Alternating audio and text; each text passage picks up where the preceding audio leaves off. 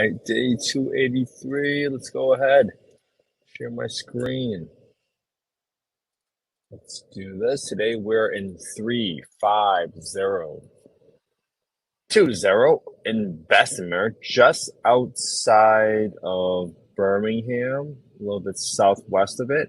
So what I'm going to do is let's go ahead and do this. Double check the audio. Yep, that works. If that's working. Okay. So just browsing around, looking at this area, looking for 4-bedroom properties right now, because I want to continue to see what are rents doing in this area. So this is 727 9th Street, Bessemer, Alabama 35020. So they got a for rent sign. This is a little bit further out, I'm guessing. Let's go on the foundation. Let's look at a bunch of cracks right there. So I'm hoping everything else looks good. Interior looks decent for the most part. Kitchen looks fine. Maybe you gotta clean up the floors there. Clean up there. So maybe I'll set aside some money to, let's say, paint half the place, just because that'll probably include some cleanup, but it looks well painted for the most part. Style, dream rental, investment property, granite countertops, fresh paint. So they did say it's fresh paint, but somehow they didn't. Why did they not clean up the floor? That doesn't make any sense. Maybe I'll just do flooring for like half the home or something like that. All right, that works. So next thing we got to do is we have to get the county, and this is in Jefferson County. So I'm going to get my fair market rents, and you do that by Googling HUD FMR. Click on the first link. FMR stands for fair market rents, right? Just in case for those that are not familiar with the acronym. Click up FY 2024. You go to Alabama, you go to Jefferson County. And now you're going to get by bedroom count, by zip code right here, 35020. The rent ceiling here is going to be $1440 for a 4-bedroom and $1290 for a 3-bed. So I'm going to write this one down, $1440 and $1290. And usually that includes a little bit of utilities, but that's okay. We're just going to go ahead and use that right now as my rent ceiling. And then the next thing we want to do is we want to get the market rent, okay? Now, to get the market rents, I can go to affordablehousing.com. I go to the owner section. I can go to market rent estimator. I'm going to plug in the address, plug in the bedroom count, and you're going to see that the most important number right here is this number on the bottom right. It says that for 21 units, within a 2.51 mile radius, average rent is $1405. 2.51 is a slightly bigger radius than what we've been seeing. Usually we've been seeing like 1 or sometimes even sub 1. But at $1405, that's a pretty solid rent for a 4-bed. 1314, 1913, and then this is 1434. And just out of curiosity, I'm gonna get the rents for a 3-bedroom as well, just so I can understand this market a little bit better. And you see that the 1,063 is the average rent for 25 units with a 1.19 area. 1.19 area. So a lot more 3-bedroom properties in the vicinity, but also this tells me that there is a significant lift going from a 3-bed to a 4-bed. Hence why I would err on the side of going for 4-bedroom properties, because the rent increase or the incremental rent you're able to get is going to be much, much higher. Okay. Now, when you compare 1405 to 1440, I'm probably going to use 1350 to be honest with you, because this 1440 probably is a rent ceiling with utilities. So if you don't include utilities, you got to deduct some certain amount. And because 1400 is there, I'm just going to use 1350 as a conservative rent estimate, right? I simply like to underwrite conservatively just in case anything happens. What if for some reason you can't rent it out right away and you got to lower the price to be more competitive? Let's use 1350, because then that allows me to not stay as vacant as long as possible. And just so you are all aware, you can't charge a ceiling rent all the time if the market rent does not justify it. Now, why is that? If you go to the Housing Choice Voucher Program Guidebook, Housing Choice Voucher, HCV, is what they rebranded Section 8 to, okay? Now, using this new terminology, they were trying to get away from the old days of Section 8 and the negative connotation associated with Section 8. Hence why they're calling it HCV now, Housing Choice Voucher. If you go to section 2.2, there's a test. It's called the rent reasonableness test. And essentially states that in conducting rent reasonableness, the PHA must determine, PHA stands for Public Housing Authority, must determine whether the rented owner is a reasonable rent in comparison to rent for other comparable unassisted units. So this means you can't charge more rent to folks just because they're a voucher holder, right? For obvious reasons. Now, obviously, the size of the property matters, unit type matters, but usually it's very rare for you to see a 4-bedroom apartment. So I'm very confident that this 4-bedroom average rent is usually for single family homes. People just don't build 4-bedroom apartments very often. All right. So now that you got that in place, and we know when you start $13.50 for rent, let's plug in the rest of the numbers. This property has been listed for 120 grand. Let's get similar numbers in here. Property tax is 161, so it's a little bit more than other areas. 161. The insurance number estimate is going to be 93. So I'm going to equals 93 times 1.2. And I'm multiplying by 1.2 because I'm adding a 20% premium to it. Who should you contact to request the HAP contract upon? Usually there should be a case manager. So whenever a tenant has a voucher, Eli, they will typically have a voucher that they can present to the landlord. Most tenants, whenever they have a voucher, they should also have a case manager, someone from the housing authority that's in charge of it. And you have to find out from their process whether or not they help coordinate the inspection or you have to help coordinate the inspection. That's a process that might differ between the thing. Can I get a list of everything you're using to get your data? Hey, Martinez, yeah, great question.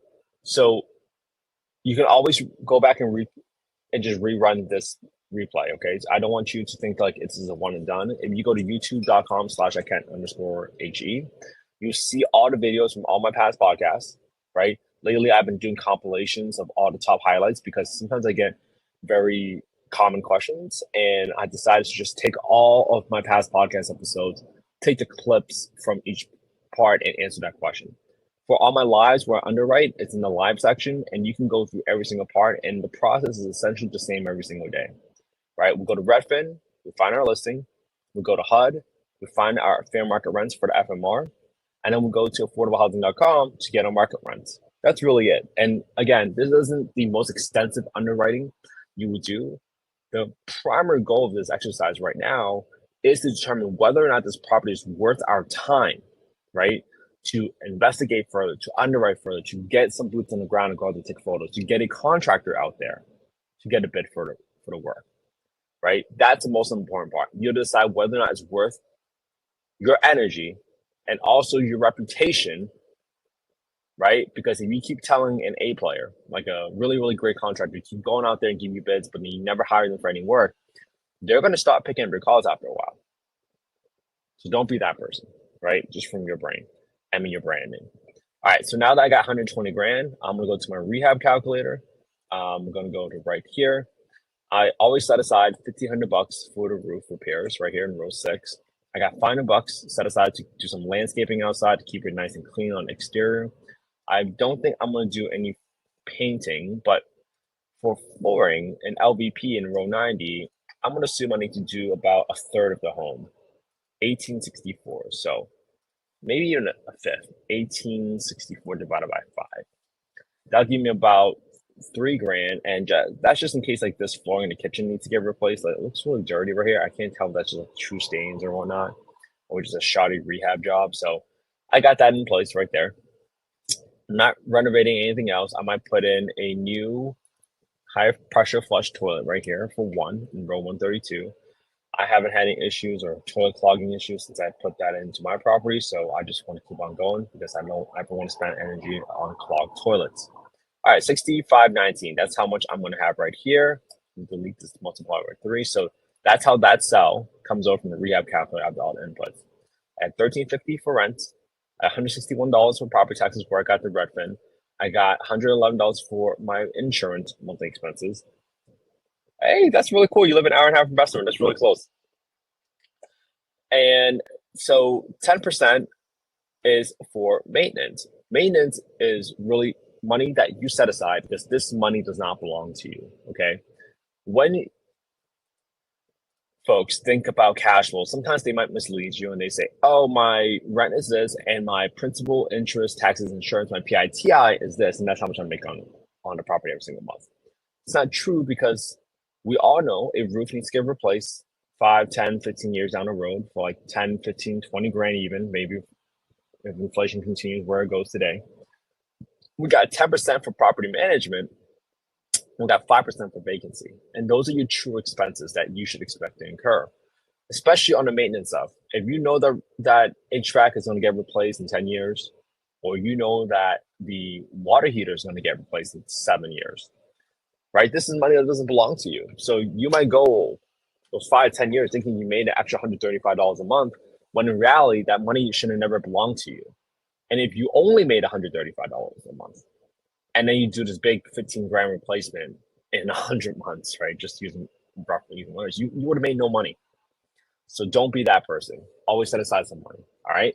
So now let's go ahead and keep calculating, right? So right now I got 25% down in F19, right? That's 25% down. And my down payment is going to equals to B4, which is my asking price, multiplied by F19, which is my 25% down payment. So I will be paying $30,000 in down payment on this property. Okay. Now, for my finance amount in K6, is that's going to equals to my asking price in B4 minus that down payment in E19, and that's going to equals to 90,000.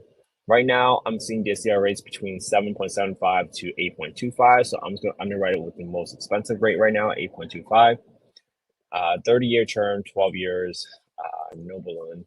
Okay, so that's going to yield me, assuming everything else stays constant. If I buy this property and I rent it out as a 4-bedroom for $1,350, I would be cash flowing $63 a month after all my expenses. That's a 1.9% return on my money. Assuming I bought this property for 120 grand, assuming my renovation is 6,500 bucks, my down payment is 25%, and my mortgage interest is 8.25. All right. So now that we got that in place, this is not a deal, right? And again, this is not investment advice. I'm not soliciting any investments on this call. I'm simply showing you all the work that I'm doing every single day for this deal, for my process, essentially. Now, watch what happens to the cash and cash return, this number right here, as I lower my asking price. If I go to 100 grand, I'm at 6.22%.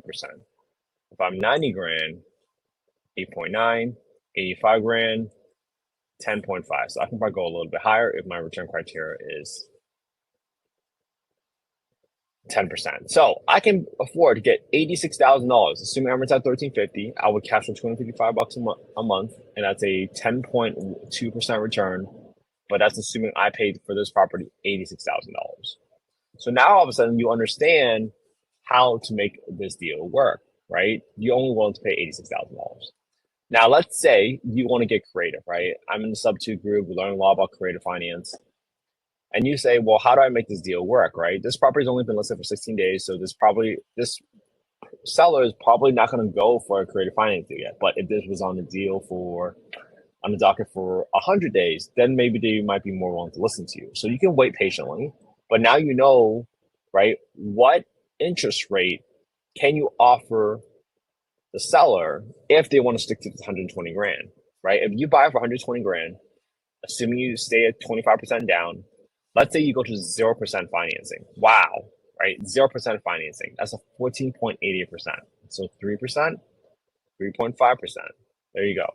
So you might be willing to offer your seller, hey, Mr. Seller, I can give you 120, no problem. But you have to become the bank for me. Because if I go out to the bank right now and get a loan, they're going to charge me 8.25%.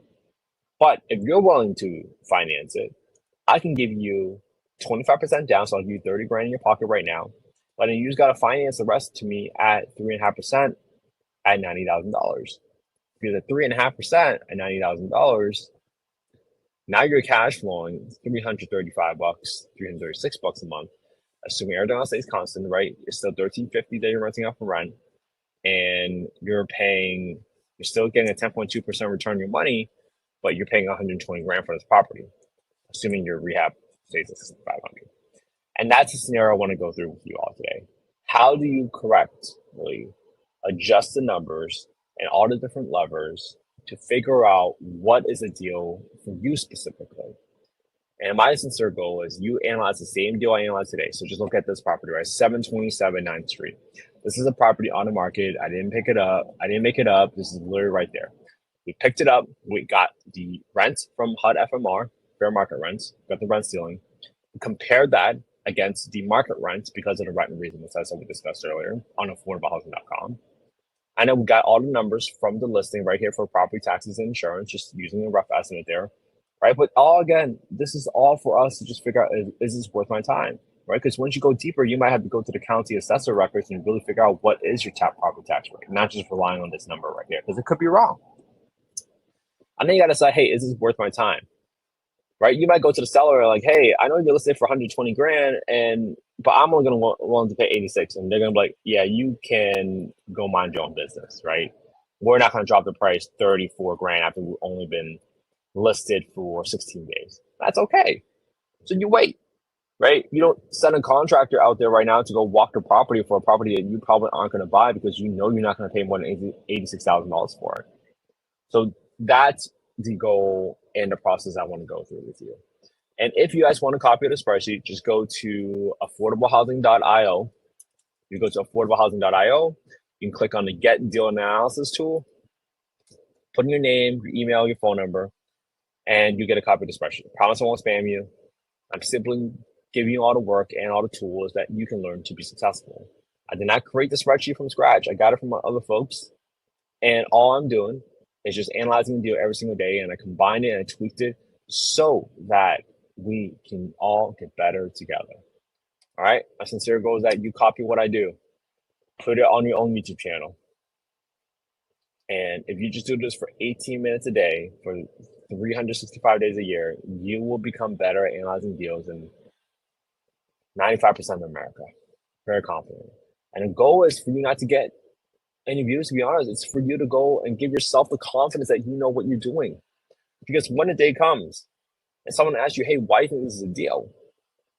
You can tell them, I know this is a deal because I've been underwriting deals every single day for the past 365 days. I'm on day 283. And there's no reason why you guys can't catch up. All these videos like 12 minutes, 8 minutes. Like, you guys can do it. You guys can absolutely do it, especially if you're just thinking about this as copying my homework, because you are going to absorb something no matter what. All right. I hope you all have an amazing day. I hope you all have an amazing Tuesday. Please spend some quality time with your family and friends today. That's what life is all about. All right. I'll be back here again tomorrow for day 284. Have an amazing day, everybody. I'll be back here tomorrow.